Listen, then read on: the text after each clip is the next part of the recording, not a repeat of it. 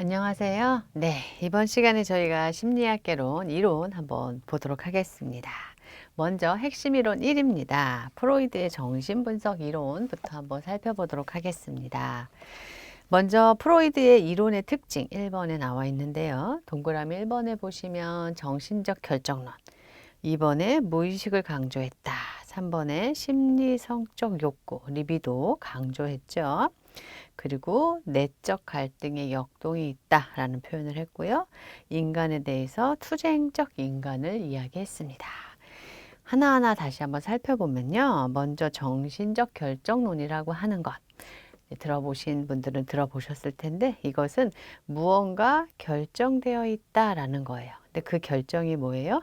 인간의 기본적인 성격 구조가 어릴 때의 어떤 경험, 과거 경험에 의해서 벌써 결정되어 있다라는 이야기죠. 그래서 프로이드는 인간에 대해서 정신적 결정론을 제시하고 있죠. 두 번째로 인간의 움직임이 무의식에 있다라고 보면서 무의식을 강조를 했습니다. 우리가 프로이드 하면 가장 쉽게 생각하는 게 빙산이 생각이 나시죠? 그래서 빙산에서 수면 위에 있는 것과 수면 아래에 있는 것. 빙산은 수면 아래가 훨씬 크잖아요. 그래서 그것을 이제 무의식이라고 봤는데 이 무의식의 힘이 훨씬 큰 존재가 인간이다라고 하면서 무의식을 강조를 했죠. 그래서 무의식의 강조 거기 한번 보시면요. 인간의 행동은 의식적 과정이라기보다는 인식할 수 없는 무의식에 의해서 동기가 유발된다. 그러니까 지금 우리들이 어떤 행동을 할 때 누군가가 좋고 누군가가 싫고 어떻게 살아가고 무엇을 선택하고 뭐 이런 것들이 의식적인 어떤 결정 같지만 그것보다는 과거 경험에 의한 정신적 결정론에 의해서 형성된 과거 경험에 의한 어떤 무의식의 힘, 무의식의 힘으로 그런 동기가 유발된다라고 설명을 하고 있는 거죠. 세 번째로는 심리성적 욕구를 강조했습니다. 인간의 무의식적 동기 중에 어떤 거요? 심리성적 욕구. 그것을 리비도라고 했죠. 이 리비도가 인간을 움직이게 하는 힘이다라고 하면서 강조를 했고요. 그리고 내적 갈등의 영동. 이것은 인간이라고 하는 존재가 갈등하는 존재, 내면에 많은 갈등이 있는 존재라고 본 거예요. 그래서 인간 정신은 다양한 힘들이 상호작용하는 에너지 체계다. 그래서 이러한 에너지를 방출하고 또 긴장을 감소시키고 뭐 이런 어떠한 갈등들을 경험한다. 그 갈등의 역동이 인간 안에 일어난다. 그러면서 내적 갈등의 역동을 강조했죠. 다섯 번째, 투쟁적 인간입니다. 인간은 내적 충동에 의한 긴장 상태를 해소하고 쾌락을 추구하기 위해서 이를 방해하는 사회에 대해 지속적으로 대항하는 무언가 대항하는 인간으로 제시를 하고 있죠. 우리가 어떠한 이론을 볼 때 그 이론에서 인간을 어떻게 보고 있느냐가 상당히 중요합니다. 지금 1번에 나와 있는 프로이드의 정신분석 이론의 특징의 이 내용들은요. 정신적 결정론, 무의식 강조 이런 것들은 인간에 대한 어떤 기본 이해이기도 해요. 그래서 프로이드의 정신분석 이론에서는 인간에 대해서 내적 갈등을 경험하고 투쟁적인 인간이다. 무의식의 힘에 의해서 움직인다. 리비도가 또 그 가운데 중요하다. 그리고 무언가 결정된 존재다라고 하는 그 인간에 대한 이해를 가지고 있죠. 두 번째로 프로이드 이론에서 정신분석 이론에서 또 제시하고 있는 게요. 정신의 세 가지 요소입니다. 2번에 나와 있죠. 1번에 동그라미 1번에 의식, 동그라미 2번에 전의식, 동그라미 3번에 무의식. 그래서 프로이드는요, 인간의 정신은 세 가지로 구성되어 있다. 이렇게 보죠. 그래서 인간의 성격도 세 가지로 봐요. 인간의 성격 세 가지는 원초와 자아, 초자 이렇게 보는 거고요. 인간의 정신도 세 가지로 봐요. 인간의 정신이 의식, 전의식, 무의식으로 되어 있다. 이렇게 프로이드의 정신분석이론은요, 무언가 이렇게 구분을 좀 지어놨어요. 그래서 인간의 정신의 세 가지 요소에 대해서 첫 번째가 의식입니다. 이것은 어떤 순간에 우리가 알거나 느낄 수 있는 모든 감각과 경험이다. 특정 시점에 인식하는 모든 것. 지금 우리가 인식하고 있는 모든 것. 내가 뭐 오늘 무엇을 했고 아침에 무엇을 했고 이것들이 다 의식되는 것. 내가 기억하고 있는 모든 것. 이것을 의식이라고 하죠. 두 번째로 전의식이 있습니다. 이것은 의식과 무의식의 교량 역할이다. 현재는 의식하지 못하지만 조금만 노력하면 의식으로 가져올 수 있는 정신생활의 일부분이다 라고 보는 거죠. 프로이드 이론은 보통 이렇게 빙산으로 많이 표현을 하잖아요. 그래서 이렇게 수면 아래가 무의식이죠. 무의식. 그리고 우리가 의식하고 있는 현재, 이게 의식이죠. 근데 요 사이에서 출렁출렁이고 있는 거. 기억은 안 나지만 떠올리면 떠오르는 것. 그것을 전의식이다 라고 보고 있죠. 이 전의식은 이런 거죠. 우리가 당장 뭐 어제 일은 그냥 의식 속에 있을 수도 있어요. 근데 지난 주말에 있었던 일, 뭐 지지난달에 있었던 일, 뭐 이런 것들을 생각할 때 기억이 안 나잖아요. 기억이 안 나는데 막 떠듬 생각해 보면 무슨 일이 있었지라고 기억할 수 있는 거. 이런 것들이 전의식이죠. 그래서 전의식의 그 첫 번째 점에서 다시 한번 보시면요. 의식과 무의식의 교량 역할을 한다. 현재는 의식하지 못해요. 그런데 조금만 노력하면 의식으로 올라올 수 있는 것. 이것을 전의식이라고 이제 표현을 했죠. 동그라미 3번의 무의식입니다. 네, 무의식을 가장 강조했죠. 프로이드는. 점 첫 번째 보시면요. 정신 내용의 대부분에 해당하는 것이다. 대부분이 이 무의식이 가장 크잖아요. 그렇죠? 그래서 정신의 대부분을 해당한다. 의식적 사고 행동을 통제한다. 의식에서는 의식으로 행동이 드러나거든요. 근데 이 행동이 무의식의 통제를 받는다라는 겁니다. 그래서 무의식적인 어떤 경험, 과거 경험 그런 것들로 행동이 영향을 받죠. 두 번째 점에 보시면요. 의식적 인식이 어렵지만 행동에 큰 영향을 발휘한다. 그래서 사실은 의식이 잘 안 돼요. 의식이 잘 안 되죠. 그런데 이게 행동을 통해서 드러나요. 어떤 행동을 통해서 드러나요. 그리고 행동에 영향력을 발휘해요. 사고, 기억, 욕구를 말하고 아동기 외상, 부모에 대한 감추어진 적대감, 억압된 성적 욕구. 아동기에 경험했던 외상, 기억하면 힘들잖아요. 아프고 그래서 억압하죠. 그리고 부모에 대한 적대감 같은 것도 내가 부모에게 적대감을 갖고 있다는 걸 기억하는 게 힘들 수 있어요. 그럼 또 억압해요. 이렇게 억압되는 것들이 무의식에 쌓여 있는 거죠. 그래서 제가 이렇게 상담을 이렇게 좀 진행을 하다 보면 무의식에 이렇게 갇혀 있었던 것들이 사실 프로이드의 정신분석 이론에서는요. 이 무의식이 의식의 행동에 영향을 주잖아요. 그러니까 나도 모르고 하는 행동이 너무나 많아요. 그래서 무의식을 의식화하는 거. 그래야 내가 조절할 수 있어요. 나의 행동을 조절하고 나의 행동을 통제할 수 있죠. 그런데 무의식이 그냥 내버려 두면 무의식이 내가 스스로 내 행동을 조절할 수 없고 무의식의 힘에 의해서 무언가 내가 자꾸만 행동을 하게 되는 거예요. 그러니까 통제력이 없죠. 내 스스로 나의 삶에. 그래서 무의식을 의식화해요. 그래서 무의식의 경험들, 이런 외상, 적대감 이런 것들을 의식화하는 거죠. 그러니까 떠올리기 싫었던 기억들이 올라오기도 하는 거예요. 그래서 상담을 진행하다 보면은 그냥 상담에서 이렇게 여러 가지 얘기를 했는데 한 주 지나고 그 다음 주에 만나면 그분이 아주 오래전에 있었던 일을 기억해내서 그 얘기를 다시 상담에 가져오고 그런 것들이 이런 외상인 거죠. 얘가 무언가 작용을 하고 있었을 거거든요. 그래서 상담에서 많이 나오는 게 불안 요소로 작용하는 경우들도 참 많아요. 어렸을 때 외상이 만약에 공포 반응의 외상이었다 그러면 나도 모르게 공포가 많고 불안이 많아요. 근데 이거를 다루면, 이걸 의식화하면 내가 치료를 진행하고 그럼 이제 불안이 좀 가라앉아서 내가 내 행동을 좀 조절할 수 있게 되는 거죠. 이러한 맥락이 이제 무의식. 그래서 무의식의 점 두 번째 다시 한번 보시면 의식적 인식이 어렵지만 행동에 큰 영향을 발휘한다. 그리고 여기 안에는 외상이나 부모에 대한 적대감이나 뭐 성적 욕망 많이 여기에 들어가 있죠. 그런 것들이 여기에 들어가 있다라고 이제 프로이드 정신분석 이론에서는 설명하고 있습니다. 3번 성격의 3요소 보도록 하겠습니다. 프로이드의 정신분석 이론에서는 정신의 3요소를 의식, 전의식, 무의식으로 나눴다 그랬죠. 성격도 3개로 나눴어요. 그래서 원초와 자아, 초자아로 나눴죠. 원초와는 대부분 이 무의식 안에 있어요. 이 시간에 그래서 쾌락의 원리에 따른다. 그냥 만족스러우면 하는 거예요. 그래서 성격의 기초가 되는 기본 욕구와 충동이에요. 정신적 에너지의 저장소. 그래서 성격의 원초적, 본능적인 요소다.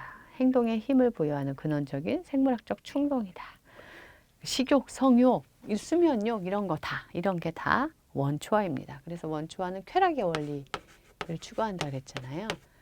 그러니까 배고프면 먹어야 되고요. 화장실에 뭐 배설하고 싶으면 배설해야 돼요. 이런 것들이 이제 원초화에 해당이 되죠. 자아는 현실의 원리에 따라요. 그래서 원초화가 막 올라왔어요. 내가 지금 막 너무 배가 막 고픈데 지금 상황이 사회적 상황이 밥 먹을 상황이 아니야. 현실을 고려하는 거죠. 그럼 이걸 절충하고 조절하는 힘이 자아가 가지고 있는 거죠. 그래서 현실을 기억하는 거예요. 원초화는 그냥 쾌락, 나에게 기쁨이 주면 행동하는 게 원초화라면. 자아는 현실에 따라서 조절하는 거죠. 자아, 동그라미 점 두 번째 보시면 성격의 집행자이고 의사결정 요소다. 즉각적인 만족을 추구하려는 원초화와 현실을 중재하는 역할을 하죠. 사회의 규범, 규칙, 관습과 같은 사회적 현실을 고려해서 행동을 결정하는 거죠. 원초화에서 뭐 누군가에게 내가 성욕이 막 생겼어. 그럴 때 아무렇게나 그걸 쓸 수는 없잖아요. 근데 자아가 그걸 조절하고 사회적 상황을 보고 고려하고 이런 것들이 이제 자아가 하는 거죠. 3번에 초자아입니다. 초자아. 초자아는 도덕의 원리, 조금 더 높아요. 자아가 현실이라면 초자아는 도덕의 원리를 따릅니다. 거세 불안을 극복하는 과정에서 초자아가 형성된다. 거세 불안은 나중에 이제 저희가 프로이드의 성격 발달 단계를 볼 때 이 거세 불안을 경험하는 남근기의 남아가 거세 불안을 경험하는 시기가 있는데요. 요 시기에 초자아가 많이 형성이 돼요. 이제 그걸 이야기하는 겁니다. 나중에 성격 발달 단계 이야기할 때 좀 더 자세하게 다루도록 하겠습니다. 부모가 아이에게 전달하는 사회의 가치와 관습, 양심과 자아 이상 두 가지 측면이 있어요. 초자아는 도덕의 원리니까 사회에서 원하는 가치가 무엇이냐, 사회에서 원하는 관습, 사회에서 원하는 규칙이 무엇이냐 이런 것들에 대한 교육. 그러니까 부모가 이렇게 행동해야 돼 라고 가르쳐주는 어떤 규범들 그런 것들이 초자아를 형성하겠죠. 그래서 양심, 자아 이상 두 가지 측면이 있습니다. 자아가 현실을 고려하는 데 비해서 초자아는 무엇이 옳고 그른가에 대한 사회적 기준을 통합하는 성격의 요소에 해당이 됩니다. 네, 요 세 가지 성격의 3요소 알아두시면 좋겠습니다. 그 다음 핵심 이론 두 번째 한번 보도록 할게요. 프로이드의 인간 발달 단계. 자, 프로이드는 인간 발달 단계를 5단계로 나눠서 설명을 하고 있습니다. 그래서 요 단계에도 이제 기출이 많이 되고 있죠. 많이 기출이 됩니다. 이것도 잘 알아두셔야 되죠. 제일 처음에가 이제 구강기죠. 구강기 1단계가 구강기. 프로이드는 리비도가 어디에 있느냐, 리비도 만족을 추구하는 리비도가 어디에 있느냐에 따라서 구강기, 그 다음에 항문기, 이건 입에 있는 거죠. 입에 있는 거고, 항문기는 배설에 있는 배설기관에 있는 거고, 남근기는 성기에 있죠. 그렇죠? 그러다가 잠복기에 들어가고요. 잠깐 잠잠한 기간이 있고요. 그리고 나서 다시 생식기. 요 5단계로 설명을 하고 있습니다. 구강기는요, 리비도가 입이나 혀나 입술, 구강에 집중되어 있어요. 그래서 입으로 모든 걸 가져가서 만족을 추구하는 시기가 요 구강기. 입으로 가져가서 만족을 추구하죠. 그래서 구강 전기에는 두 번째 점입니다. 구강기 전기에는 빨기 삼키기, 후기에는 깨물기 이런 것들이 요 시기에 나타나고요. 8개월 무렵 이가 나기 시작하면 공격성이 발달하면서 그러면서 이제 뭐 깨물기도 하고 이런 게 나오기도 하죠.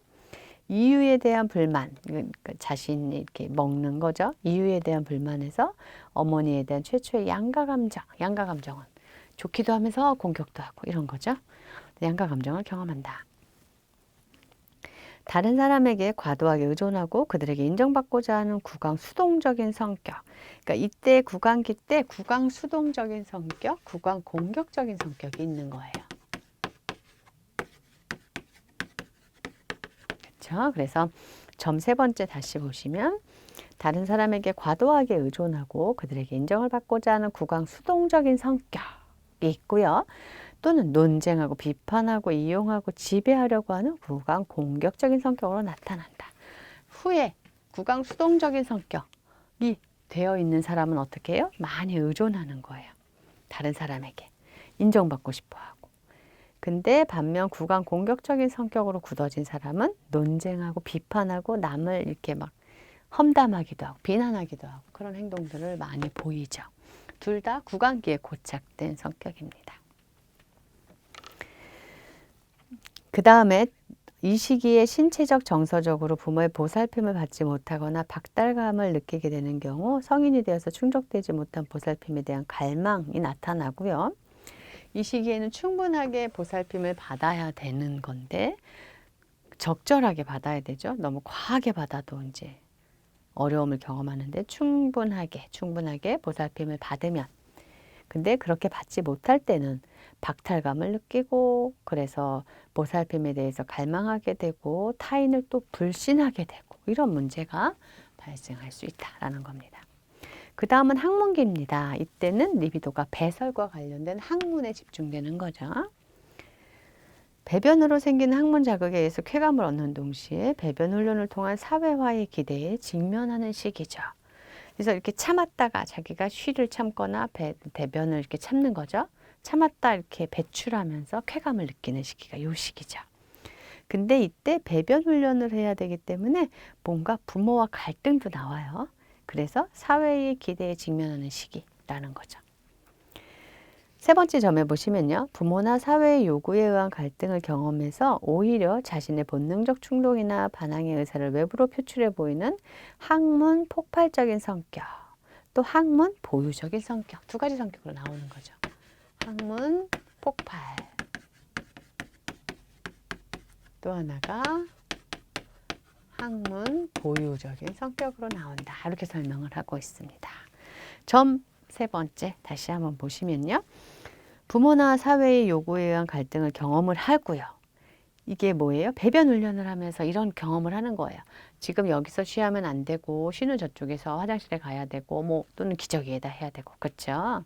이런 갈등을 경험하고 오히려 자신의 본능적 충동이나 반항의 의사를 외부로 표출해 보이는 이런 거를 경험하면서 반항의 의사를 외부로 표출하는 항문 폭발적인 성격. 반대로 부모의 거칠고 강압적인 배변 훈련에 대한 저항의 의도로 변을 배출하지 않으려는 항문 보유 성격, 이런 것들이 나타나기도 한다라는 겁니다. 항문 폭발적인 성격을 가진 사람은요, 무질서하고요, 무절제하고요, 주변을 막 어지럽히고 사치 낭비의 성격 특성을 가질 수 있고요. 항문 보유적인 성격은요, 질서 유지하고요, 절약하고 인색해요. 특히 경제적인 부분에 있어서 인색하고요. 막 버리지 못하고 쌓아두려는 양상의 성격 특성으로 후에 나타날 수 있는 거죠. 아동은 학문기를 거쳐 부모에 대한 전적인 의존에서 점차적으로 벗어나서 창조성의 기초가 되는 자립과 자존을 배우기도 합니다. 세 번째로 남근기입니다. 남근기에 접어드는 거죠. 리비도가 성기에 집중이 돼요. 이때는 성기에. 성기를 자극하면서 이때 쾌감을 얻죠. 그래서 이 시기에 아이들이 자기 성기 가지고 노는 경우들이 많죠. 이때 남아는 오이디푸스 컴플렉스를 경험하고요. 여아는 일렉트라 컴플렉스를 경험하면서 남근 성망을 경험한다 라고 설명을 하고 있습니다. 이게 이제 설명을 한번 이렇게 해보면요. 이건 살짝 지우고요.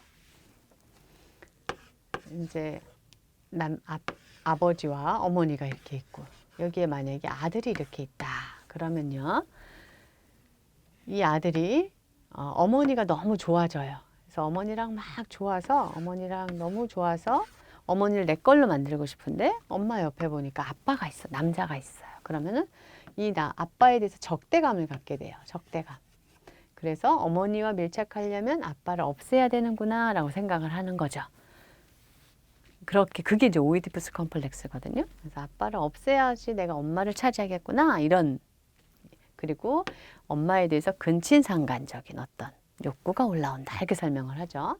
근데 이런 것을 경험할 때 아빠를 무찔러야 되는데 내가 적대감을 가지고 있으니까 아빠도 나를 적대감을 가지고 있다고 생각하겠죠. 그래서 내가 이렇게 무찔러려고 했는데 아빠가 더 크잖아요. 나보다. 아빠가 더 커요. 그러니까 아빠가 나를 없애려고 거세할 거다 이런 생각을 하는 거예요. 그래서 남아가 거세 불안을 경험한다라는 거예요. 그런데 이 오이디푸스 컴플렉스 이런 게 이제 오이디푸스 컴플렉스를 경험하고 있는 건데요. 이거를 잘 극복하려면 이 남아가 어떤 생각을 갖기 시작하냐면요. 아, 내가 엄마를 얻으려면 아빠처럼 되면 되겠구나. 이러면서 아빠랑 동일시를 하기 시작해요. 아빠처럼 해야지. 그래서 아빠랑 똑같아지려고 하고 뭐 넥타이도 매고 뭐 이렇게 하는 거죠. 그럴 때 아빠랑 동일시를 하는 과정에서 뭐예요? 아빠 걸 가져와야 되니까 이때 초자가 형성이 많이 되는 거죠. 아빠 걸 막 배워오니까 부모 거를 가져오니까 그러면서 아빠랑 동일시하면서 아빠처럼 돼야지 하면서 가까워지는 관계를 경험하면서 오이디푸스 컴플렉스를 극복한다 이렇게 설명을 하고 있는 거죠. 그러니까 오이디푸스 컴플렉스를 극복을 하려면 동성 부모와의 동일시 과정을 거쳐야 된다 이렇게 설명을 하고 있는 거죠. 여아는 그와 반대가 되는 거죠. 여아는 그와 반대가 돼서 아빠를 차지하려고 했는데 엄마가 있어요. 엄마랑 갈등 관계에 있다가 자기에게 남근이 없는 걸 알고 남근을 선망하게 되고 그러다가 어떻게 돼요? 엄마랑 동일시하면 되겠구나 라고 하면서 동일시하면서 일렉트라 컴플렉스를 극복해 간다라고 설명을 하는 거죠. 그게 이제 점 세 번째 나와 있는 남아는 오이디푸스 컴플렉스, 거세불안 경험, 여아는 일렉트라 컴플렉스, 남근 선망을 경험한다. 그 다음 점에 보시면요. 아동은 부모와의 동일시, 적절한 역할 습득을 통해 양심과 자아 이상을 발달시켜요. 이 과정에서 초자아가 형성이 되는 거죠. 이 시기에 고착된 성인 남성, 그런데 이 시기에도 고착이 될 수 있어요. 이것을 잘 극복하지 못하면. 고착된 성인 남성은 경솔하고 과장되고 강한 자부심과 자기중심, 자기증오가 나타나고요. 성인 여성은 유혹적이고 경박하고 성적으로 난잡한 양상을 보이기도 한다라는 겁니다. 요 시기가 다 극복되고 나면 그 다음에 잠복기로 들어가죠. 잠복기는 연령을 보면 6세에서 12세니까 초등학교 시기입니다. 아동의 리비도는 억압되어서 성적 충동이 잠재가 됩니다. 리비도가 잠깐 잠복되어 있어요. 그래서 다른 단계에 비해서 평온한 시기고요. 리비도의 생활을 통해서 지적인 호기심을 표출한다. 그래서 이때는 우리나라 같은 경우에는 초등교육 과정 기간이잖아요. 그래서 이때는 친구들과의 관계, 학교 학습 뭐 이런 것들로 리비도가 옮겨가서 그쪽의 추구, 지적인 호기심을 표출하는 거죠. 잠복기 아동의 에너지는 지적인 활동, 운동, 친구와의 우정 등에 집중이 돼요. 초자아가 강화되죠. 이 시기에 또. 그러면서 오이디푸스적 욕망을 보다 능숙하게 제지하고요. 리비도의 대상은 동성 친구, 동일시 대상도 주로 친구. 이때가 친구 관계가 아주 많이 나타나는 시기죠. 그러다가 이제 청소년기에 들어가면 생식기에 들어가면요. 성적 에너지가 다시 되살아나고요. 리비도의 대상이 동성에서 이성 친구로 옮겨가죠. 이 시기에 2차 성징 나타나죠. 발달 단계상. 그래서 성적인 어떤 성숙함들이 나타나죠. 신체적인 성숙함들도 나타나고요.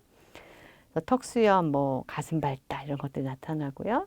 이 단계는 사춘기에서부터 노쇠될까지 지속된다라고 하면서 여기까지만 설명을 해서 이 단계가 지속되는 거다라고 프로이드는 성격 발달의 5단계를 이야기하고 있는 겁니다. 큰 2번 보도록 할게요. 이제 불안, 이런 과정에서 이제 불안을 경험하게 되는데요. 불안의 종류 한번 보도록 하겠습니다. 첫 번째로 현실 불안이고요. 그 다음에 신경증적인 불안, 도덕적인 불안이 있습니다. 현실 불안이라고 하는 것은요. 객관적인 불안, 외부 세계에서의 실제적인 위협을 지각함으로써 발생하는 감정적인 체험이다. 현실 불안은요. 우리가 당연히 느끼는 불안인 거예요. 그 예를 한번 보시면요. 높은 굽의 구두를 신은 여성은 가파른 내리막길에서 넘어질지도 모른다는 불안감을 느끼는 게 정상이죠. 이게 현실 불안. 실체하는 것을 통해서 불안을 경험하는 거. 앞에서 차가 막 다가오고 있으면 그 다가오는 차를 보면서 불안을 경험하잖아요. 이런 것들이 현실 불안입니다. 두 번째로 신경증적인 불안이 있습니다. 신경증적인 불안은요. 자아가 본능적인 충동인 원차를 통제하지 못할 경우 발생할 수 있는 불상사에 대해서 위협을 느낌으로써 나타난다. 신경증적 불안의 근본적인 원인은 원초와의 쾌락을 탐닉하는 경우 처벌을 받을 수도 있다는 불안감에서 비롯된다. 우리가 원초화가 있고요. 자아가 있고요. 초자아가 있었죠.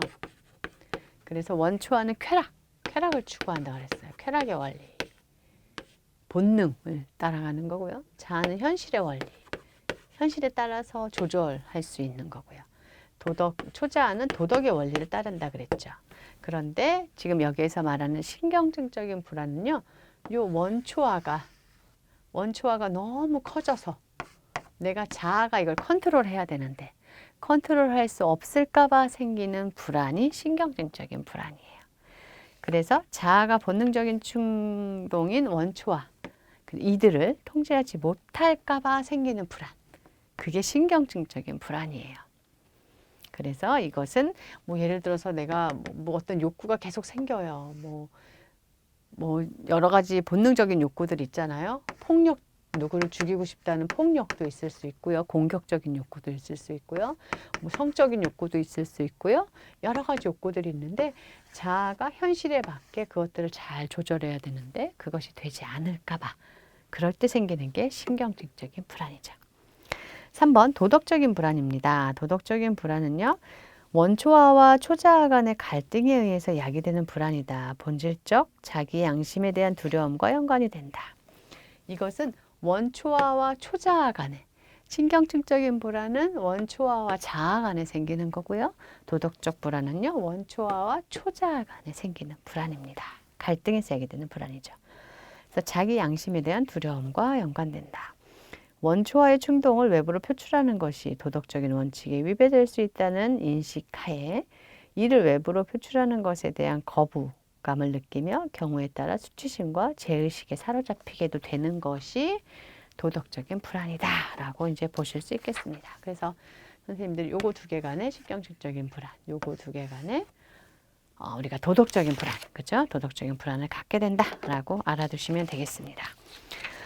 네, 이렇게 해서 이번 시간에는 저희가 프로이드의 정신분석 이론 한번 특징부터 시작해서 정신의 3요소, 성격의 3요소, 그리고 발달 단계, 그리고 불안에 대한 설명까지 한번 살펴보았습니다. 수고하셨습니다.